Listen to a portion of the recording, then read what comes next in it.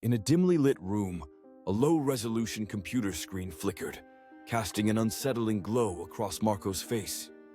He adjusted his webcam awkwardly, prompting a cascade of nerve-wracking jitters in the pit of his stomach. His parents, blissfully unaware of the digital intricacies that consumed his world, had insisted on something unfathomable, introducing themselves to his online friends during his first-ever live-stream event. As viewers gradually joined the stream, Marco's anxiety simmered.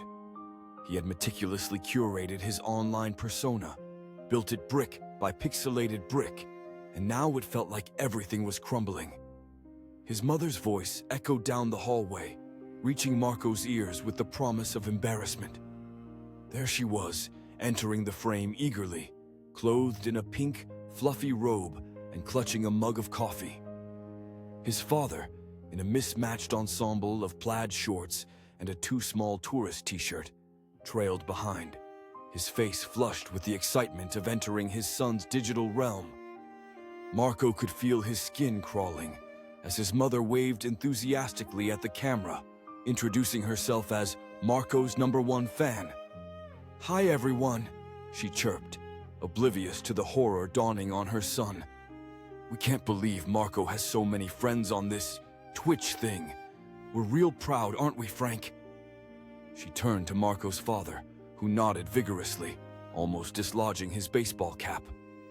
The chat erupted, a mixture of mortified laughter and mocking comments. Marco flushed a deep crimson, well aware of the rising viewership numbers. His friends sent messages riddled with teasing about how cool his parents seemed, only amplifying his mortification. Then came the twist, unexpected and jarring, as his parents began discussing plans to create their own channel. A family affair, they called it. The screen dimmed unpredictably. An eerie silence fell, and a cold, mechanical voice emanated from the speakers. "Connection unstable. Welcome to the alternate realm." The room's temperature plummeted, and a sinister presence seemed to encase them all. The chat froze, messages swallowed by the void of whatever digital terror had breached their boundaries. Marco's parents, still oblivious, continued chatting gleefully about introducing family crafts and cooking. Marco, however, felt a creeping dread wash over him. This was no ordinary glitch. It felt somehow purposeful. As he fumbled to regain control, the swell of unease resonated through him, because in that moment, the reality dawned on him. He wasn't disconnecting from the internet. He was connecting to something far deeper, something that stared back from the other side of the screen, feeding off every drop of his embarrassment and fear.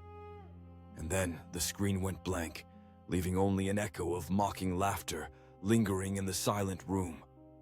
As Marco and his parents blinked through the silence, the lurking terror promised it wasn't over. The shadows seemed to whisper that they had been watched, not just by friends, but by things that couldn't be unseen, things that might just see through the fragile screen of safety they'd relied upon, things that wait, patient and hungry, in the dark abyss of the digital void.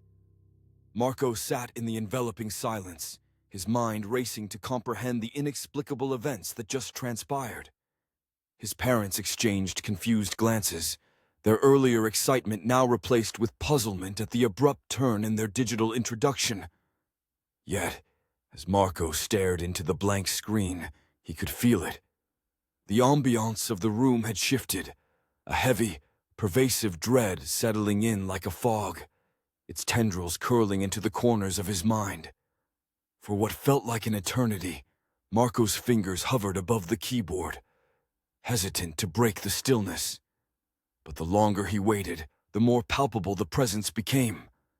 It was watching, inspecting him, and there was no doubt that it thrived on his spiral of discomfiture and fear. The revelation of being observed by something otherworldly, through nothing more than a dimly lit screen, sent chills racing down his spine.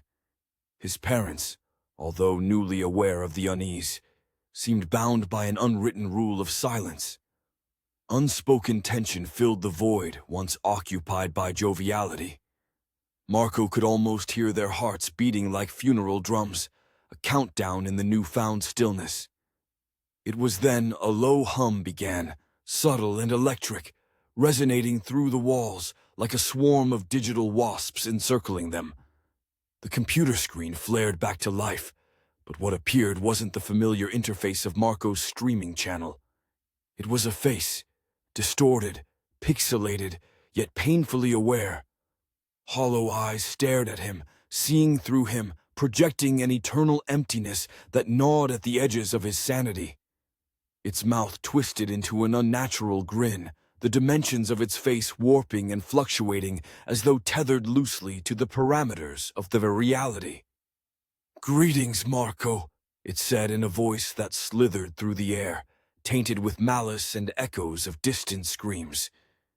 "Did you think you could summon us without consequence?"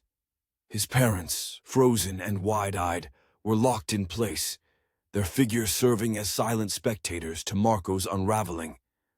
Marco attempted to speak, but his voice was smothered by an overwhelming sense of dread. He forced himself to stand, but his legs betrayed him, muscles stiff and unyielding.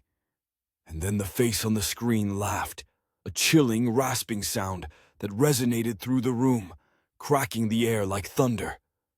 As it faded, the lights flickered once again, casting the room into a series of frantic blinks between darkness and dim illumination. Each flash painted his parents in frozen terror, their forms paling in the oppressive shadows. The voice continued, devoid of mercy and full of grim satisfaction.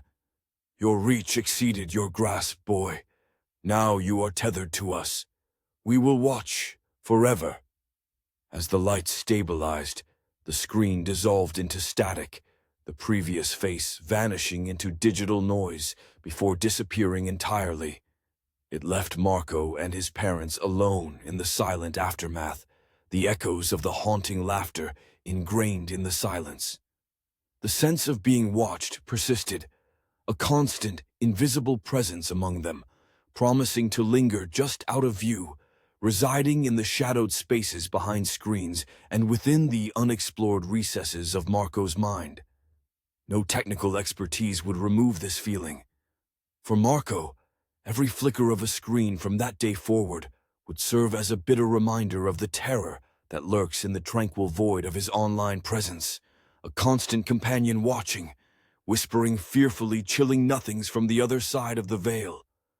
And Marco knew, with a certainty that chilled him to his core, that escape was a mere illusion cast in the deceptive dance of pixels and light.